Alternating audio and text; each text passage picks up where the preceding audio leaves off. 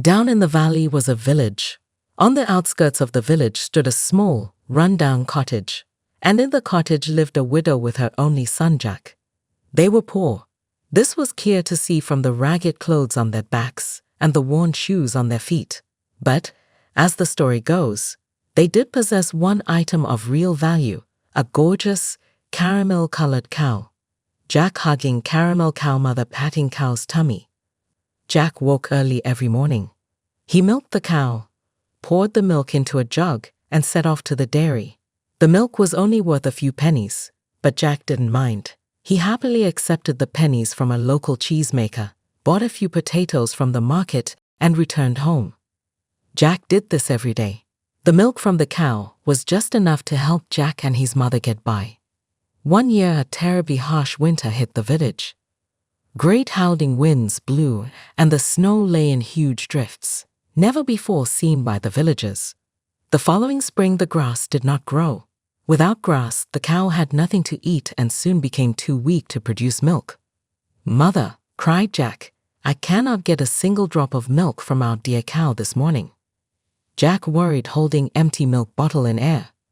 "Alas," the widow replied, "I feared this day would come, and so it has. Jack, my dear boy, it's time to sell our precious cow. Take her to the market and auction her to the highest bidder." Jack looked sad. "But mother," he said, "without our daily milk from the cow, we'll soon run out of money, and then what will we do?" "Don't worry, Jack, we'll think of something," she replied. Jack set off down to the village with the cow. Before he reached the market, he came across a friendly butcher. The butcher wore a blue and white striped apron, a straw hat, and carried a small green drawstring bag. The butcher approached Jack. Butcher in striped apron, holding green small bag, patting cow. Jack watching. "Hey, what a fine cow you have there, young man," he said, patting the cow firmly. "I'm selling her," replied Jack. "Are you indeed?" "Yes," said Jack. "My mother told me to go to the market and only sell her to the highest bidder, for she is extremely valuable." "I can see that," replied the butcher. "That is why," he continued, "I'm going to give you a once-in-a-lifetime offer. An offer worth no less than 1,000 times what you will receive from anyone else at the market." Jack looked up at the butcher in awe. "What is this offer?" asked Jack. "Magic beans," said the butcher, stepping forward and opening the little green pouch. Jack peered inside. Jack looking at magic beans in butcher's hand. 3 beans. He snorted. "3 magic beans," replied the butcher. "That will most certainly change your and your dear mother's life for the better." Jack reflected for a moment. 1,000 times more valuable, he thought to himself, and something that will help my mother. "Very well," said Jack. He exchanged the cow for the little pouch containing the 3 magic beans and returned home. Jack told his mother of the butcher and the beans, and then watched in horror as her ashen face turned puce. Jack holding magic beans in green bag, showing shocked, angry mother. "You've done what?" she bellowed. "But mother," stammered Jack, "the man said they were magic beans and that would help us. And he stopped before he could finish the sentence. Even Jack, now hearing these words coming out of his own mouth for the first time, could not believe what he was saying. It sounded ridiculous, and he suddenly felt overwhelmed with shame. He began to sob. "Oh, mother," he cried, "I'm so sorry.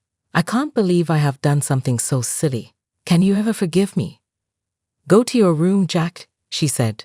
"You must think long and hard about what you've done." Still clasping the little pouch of beans, Jack turned, trudged upstairs to his bedroom, and closed the door. He tipped the beans into his palm, and then sat on the edge of his bed staring at them. Jack, sad-looking, studying the magic beans in his hand. "How could I have been so stupid?" he said to himself angrily. "I mean, look at them. 3 blinking, measly little beans in exchange for a whole cow. What was I thinking?" In a fit of rage, he clenched his fist and tossed the beans out of the window, then curled up on the bed and fell into a deep sleep. When Jack awoke, it was morning. This particular morning was bright and sunny. which was strange because the sun did not stream through Jack's bedroom window as it usually would. On this particular morning, his room remained dark. Jack ran to the window. What met his stare took his breath away. A giant beanstalk rose like 10 mighty oaks, high up into the sky. Jack surprised, looking out the window at huge green beanstalk in sky clouds visible. They were magic beans, Jack exclaimed. Perhaps they do hold the great riches that the butcher speaks of. That was it. Without a second thought, Jack jumped out of his bedroom window and onto the giant beanstalk. Great, leafy vines snaked around like ladders, making it ever so easy for Jack to scale the skyscraping stalk. He began to climb, higher and higher and higher, not stopping for a moment to look down.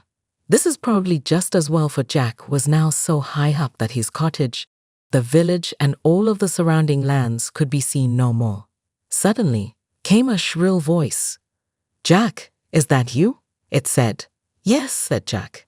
A tiny, beautiful fairy appeared and hovered in the air, just a few inches from the tip of Jack's nose. Jack climbing up the beanstalk, fairy hovering in air. "I've been waiting many years to see you, Jack," said the fairy, "as I have a very important secret to tell you." Jack looked surprised. "Oh," he said.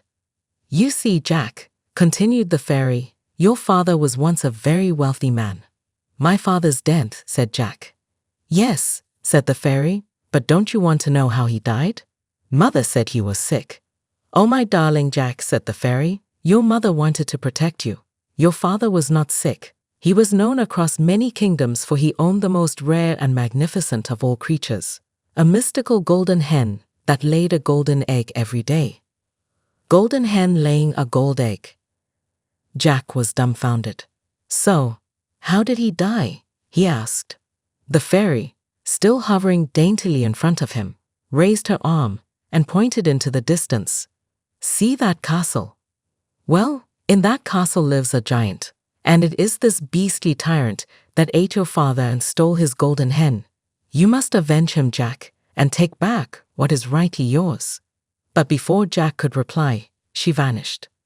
Jack took a moment to gather himself and then set off towards the castle, and before long, the colossal structure towered before him.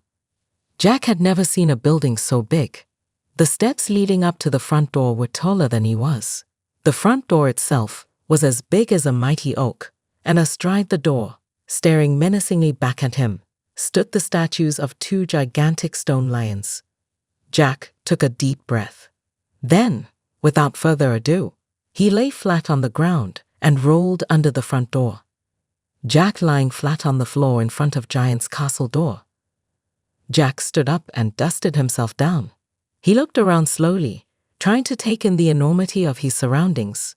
Huge, intricately carved wooden doors lined the hallway in front of him, and a rug, the length of a dozen London buses, lay upon the cold stone floor. It was quite something to behold. And then all of a sudden the ground began to tremor, followed by the sound of almighty footsteps. Thud, thud, thud. Suddenly, a door crashed open. The giant appeared momentarily with the golden hen clenched firmly in the palm of his hand. Without stopping, he marched forward and flung open the kitchen door. Big hairy giant in underwear striding, holding golden hen. Jack darted across the hallway, making sure not to be seen, followed the giant into the kitchen. "Where's my dinner?" bellowed the giant. "It's coming, dear," said his wife. The giant sat down at the kitchen table and carefully placed the golden hen out in front of him. Jack quickly snuck behind a table leg. "Oh, I do wish you wouldn't put that thing on the dinner table," said his wife, laying an enormous bowl of steaming stew in front of the giant. The giant glared at her. "That thing is my golden hen," boomed the giant, "and she's due to lay her daily golden egg at any mo." He stopped. Then, looking around very slowly, the giant raised his nose into the air, sniffed, and then hollered, "Fee, fi, fo, fum. I smell the blood of an Englishman." Big giant sitting at table smelling the blood of an Englishman, golden hen on table, Jack hiding under table. "Don't be silly, dear," said his wife. You haven't eaten a human since the day you stole that wretched hen. I can smell him, he roared. Eat your dinner, dear, she replied calmly, before it gets cold. The giant ate his stew and then, without a moment's warning, his head hit the table and he fell fast asleep. This is my chance, thought Jack. He quickly shimmied up the table leg, grabbed the tablecloth, and hauled himself up. Then, hardly daring to breathe for fear of waking the giant, he crept forward across the tabletop, carefully placed the golden hen under his arm, and made a beeline for the open window at the end of the table. By Jove, I've done it, he thought. Then, to Jack's horror, came an almighty scream from the giant's wife. A boy, she cried. The giant awoke with a start, enraged by what he had heard. Where? He roared. There, screamed his wife, pointing at Jack, who was now sprinting at top speed towards the window. And he's got your golden hen. The giant made a lunge for Jack. Jack scared running away from Giant holding the golden hen, but it was too late. Jack escaped through the open window and made it back down the beanstalk to safety. After returning to the ground, Jack cut down the magical beanstalk and neither the giant nor his wife were ever seen again, and true to the fairy's word, the hen laid one golden egg each day. Golden hen and golden egg sitting. Before long, Jack and his mother had enough money to buy a new cow, and I am pleased to say that, from that day forward, they lived a long, happy and prosperous life together. Black and white happy cow waving dancing. The end.